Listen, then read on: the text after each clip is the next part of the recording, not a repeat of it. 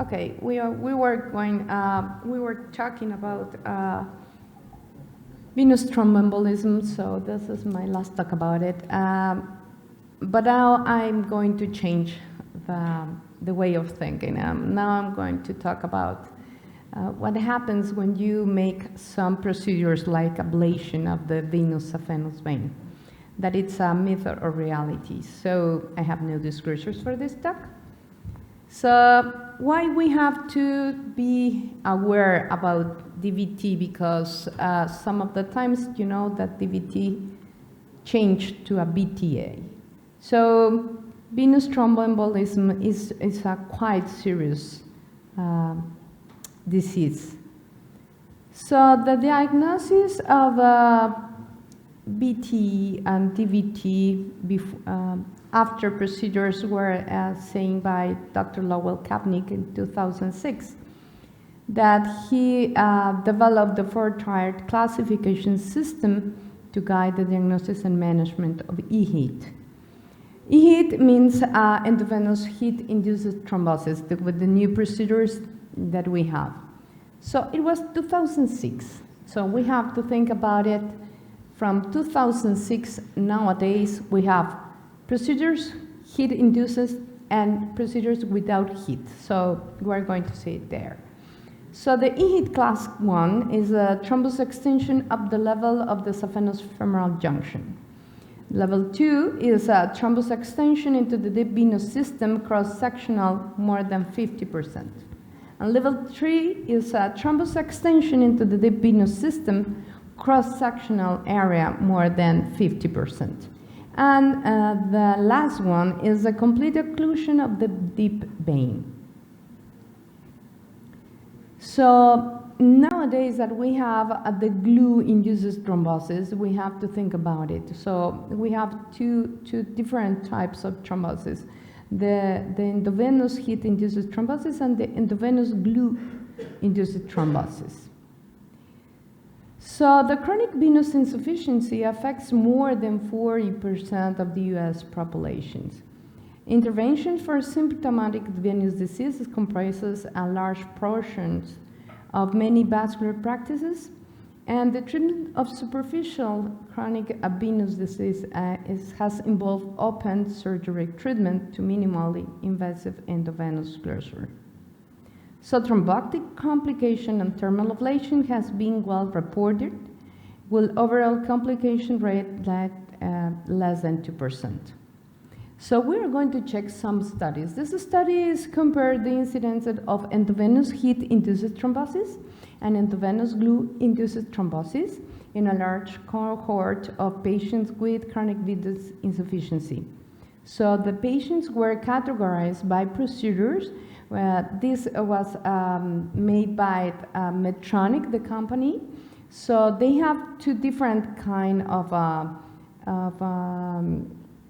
procedures type. That one is the closure fast, and the other one that it's the radiofrequency ablation, and the other one is the VenaSeal, that is with cyanoacrylate glue closure.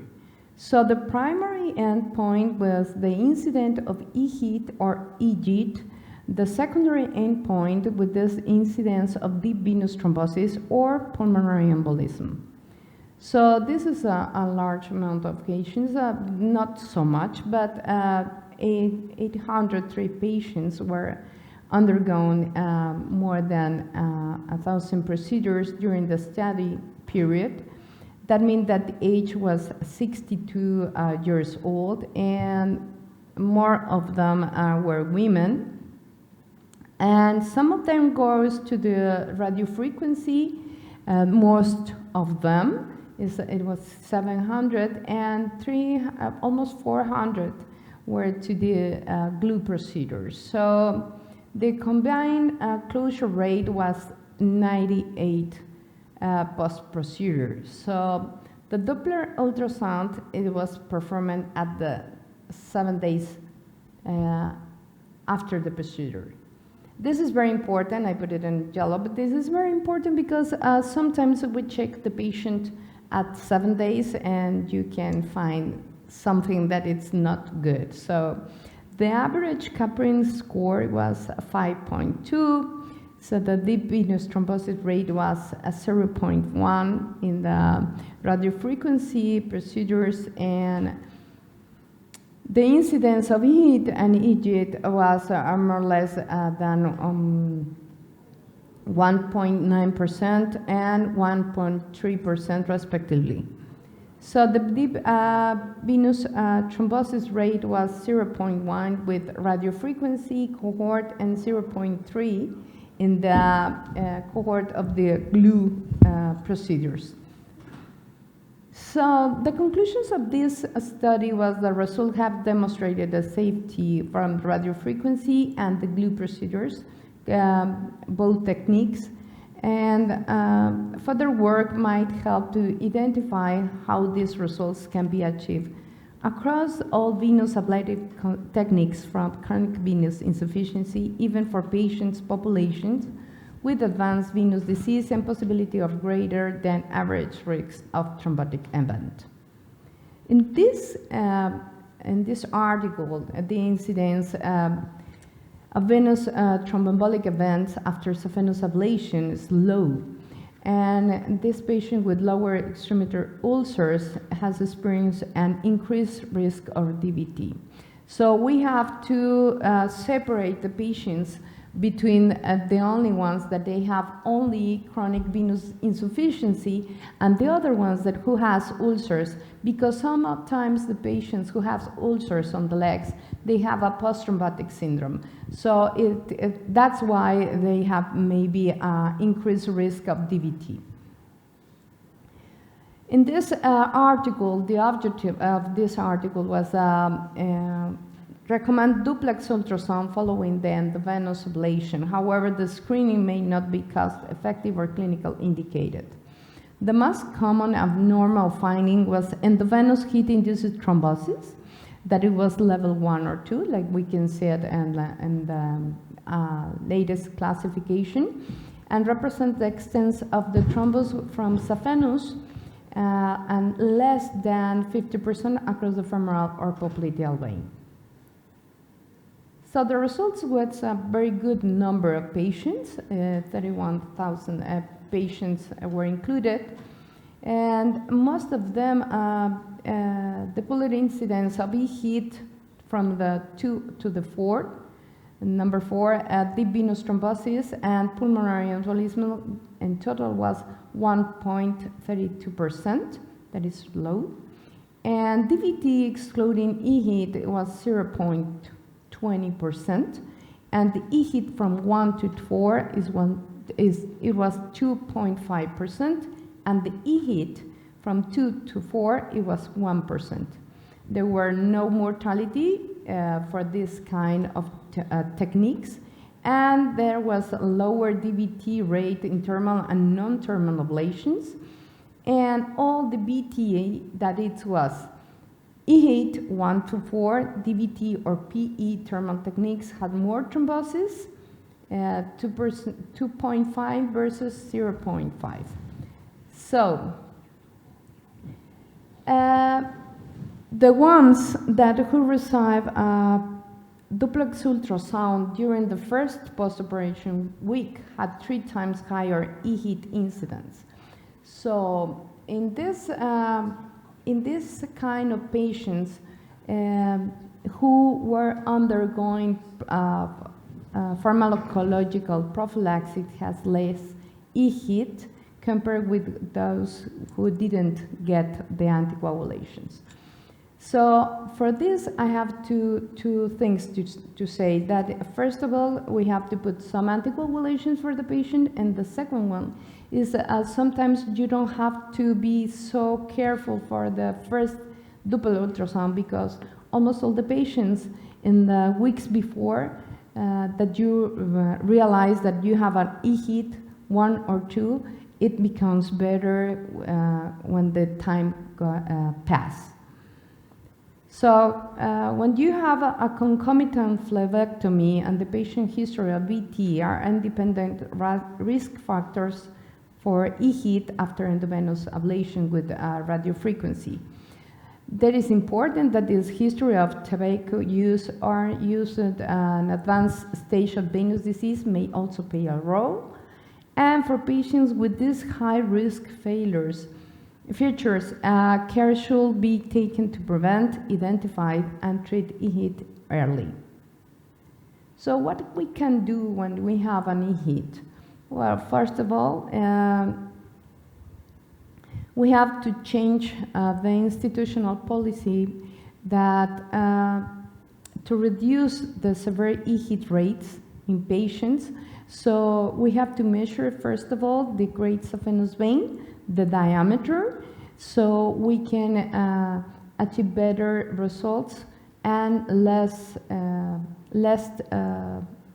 DVTs or EHITs with radiofrequency or with a glue.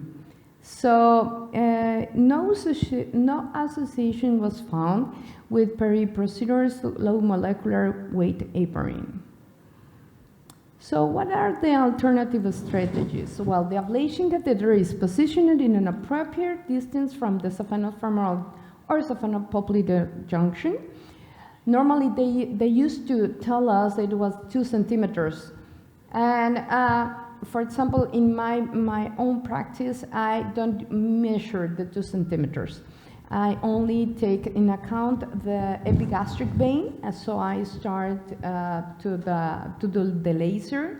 I use laser and not radiofrequency from the epigastric vein, even that it's less than 2 centimeters, and I have a very good results. I don't have EHIT in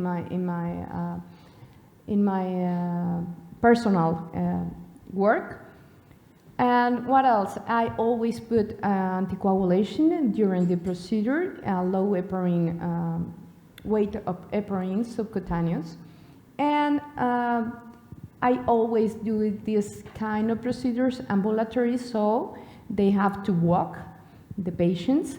And I have some stockings or some bandage. If you don't have stockings, some bandage. And others should,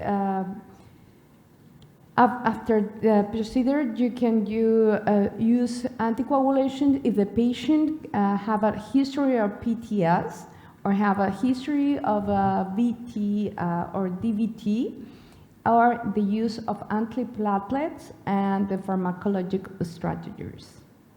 So the treatment here is most of the EHIT that we have.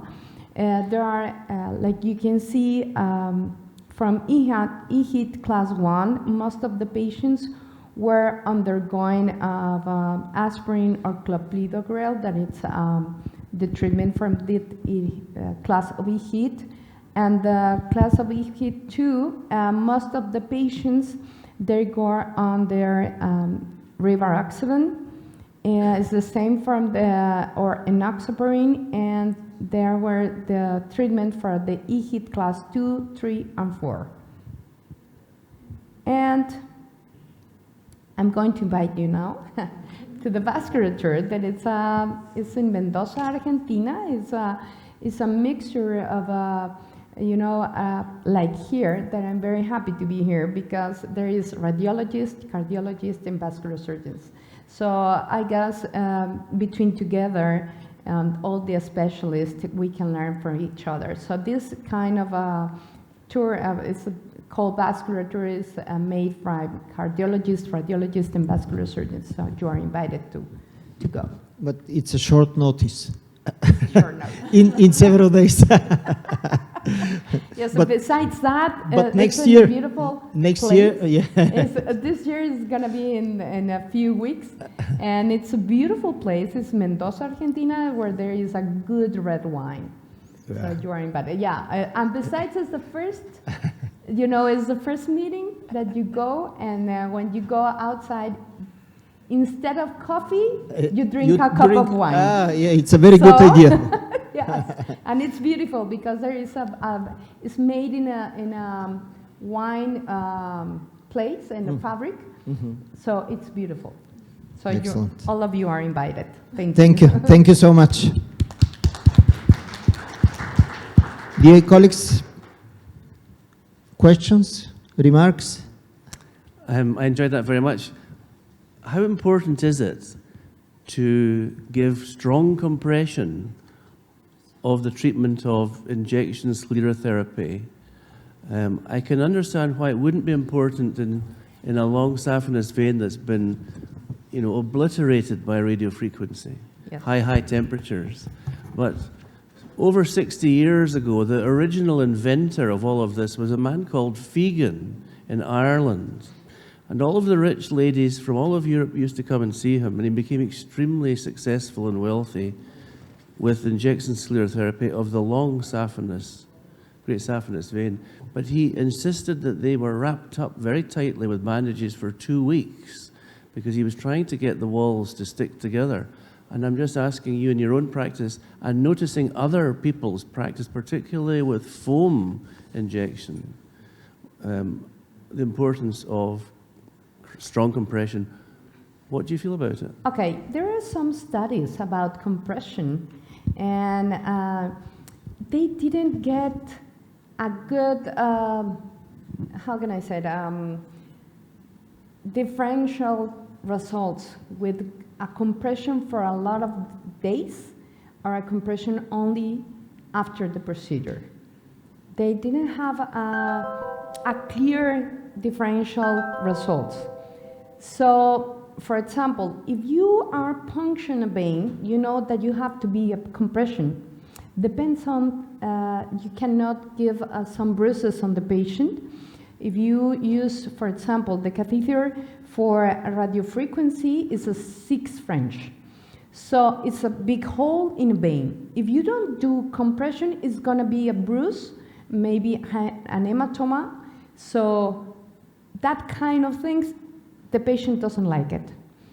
Besides that, when you use foam, is a kind of different procedure because the foam is, you know, it comes to migrate. It's not like when you put glue that it stuck there, or when you do radiofrequency or laser, that it's something that it's burning the vein. The foam is different. So if you put foam, you want the foam to be there, not to migrate, so, and not to dilute. Dilute? Is when you, yeah. So you put some compression. So the compression is because you don't want the veins to get blood inside, to get a lake. It's called like un lago, like a lake. Is when the vein is not straight, you know, it's tortuous and is dilated. So sometimes the blood get inside the vein, you close the vein, and the blood cannot go out. So when you see the patient and you didn't put a strong bandage or stockings, there are so many things indurate. I mean, the vein is hard because they have blood inside. So it's very difficult because sometimes the patient doesn't have the results they wanted, because you see the patients are like static results. They want static results. So if you have some veins that are very hard and they are going to be like a bruise, a chronic bruise, maybe they are going to have some skin damage.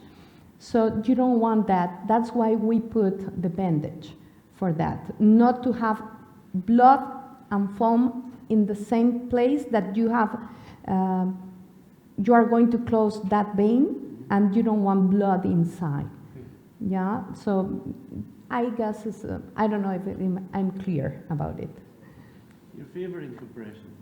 Yeah, it's firm compression, yeah. Because if you have firm compression, first of all, you're going to avoid DVT first, because some of the patients, they don't walk a lot. And second one, you are going to avoid that the blood is going to be inside the vein when it's closer, when it's closing. So you are not going to have these veins very hard and very difficult to absorb. Any other question? I do have a question. What do you think? Yeah. What do you think about oral anticoagulation for EHIT prevention? Not treatment, but just for a couple of days for prevention, instead of, let's say, fondaparinux or enoxaparin. I only put one dose of low heparin, only one dose during the procedure, and then they have to walk. But if you want to put anticoagulation to prevent, it's like, how can I say it? It's for your mind. I mean, it's not only, there are not even any study about anticoagulation for after the procedure. There is no studies really. Yep. So if you want to do it, remember only that you have to puncture a vein. And sometimes we do mini flavectomies. And sometimes these kind of procedures are no sutures. Yeah. So if you give some anticoagulation, maybe you are going to have some bruises because they start bleeding. So it's not so simple. For me, it's fine, one only dose from heparin, low weight heparin, and then the patient has to walk. Thank you. So for me, it's the best prevention, walking, if they don't have any other disease before. Yeah. Thank you. You're welcome. Any other question? No? Okay, thank you.